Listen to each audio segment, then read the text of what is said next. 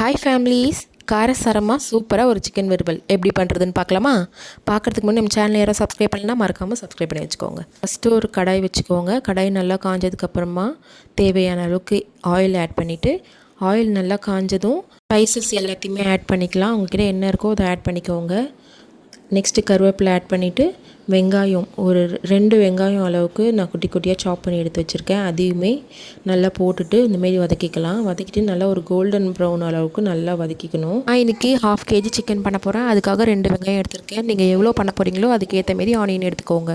வெங்காயம் இப்போ நல்லா கோல்டன் ப்ரௌனாக நல்லா வதங்கிடுச்சு. ஸோ இந்த ஸ்டேஜில் 2 பழுத்த தக்காளியாக 2 தக்காளி இந்தமாரி குட்டி குட்டியாக சாப் பண்ணி எடுத்து வச்சுருக்கேன். இப்போ அதையுமே ஆட் பண்ணிவிட்டு நல்லா வதக்கி விட்டுக்கோங்க.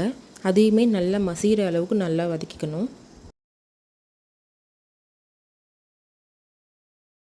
இப்போ வெங்காயம் தக்காளி எல்லாமே நல்லா ஃபைனாக வதங்கிடுச்சு. இப்போது இந்த ஸ்டேஜில் 1 இல்லை 1.5 ஸ்பூன் அளவுக்கு இஞ்சி பூண்டு பேஸ்ட் ஆட் பண்ணிக்கலாம். இஞ்சி பூண்டு பேஸ்ட்டோட ரா ஸ்மெல் போகிற அளவுக்கு நல்லா மிக்ஸ் பண்ணி வதக்கி விட்டுக்கோங்க. வதக்கினதுக்கப்புறம் நம்ம ஸ்பைசஸ் எல்லாம் ஆட் பண்ணிக்கலாம்.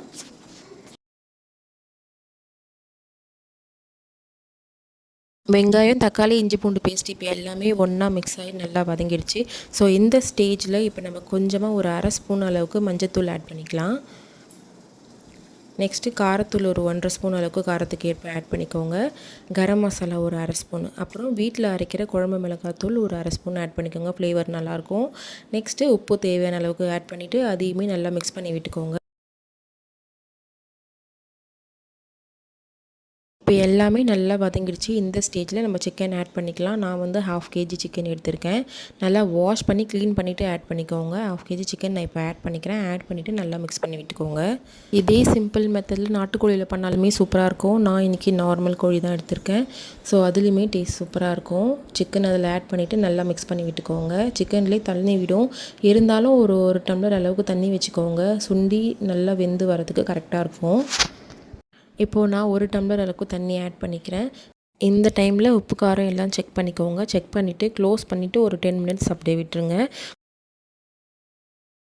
இந்த ஸ்டேஜில் நான் க்ளோஸ் பண்ணிக்கிறேன். க்ளோஸ் பண்ணிவிட்டு 10 மினிட்ஸ்க்கு அப்புறம் பார்க்கலாம். அப்பப்போ எடுத்து ஓப்பன் பண்ணி மிக்ஸ் பண்ணி விட்டுக்கோங்க. ஸோ அடி பிடிக்காமல் இருக்கும், அதுக்காக.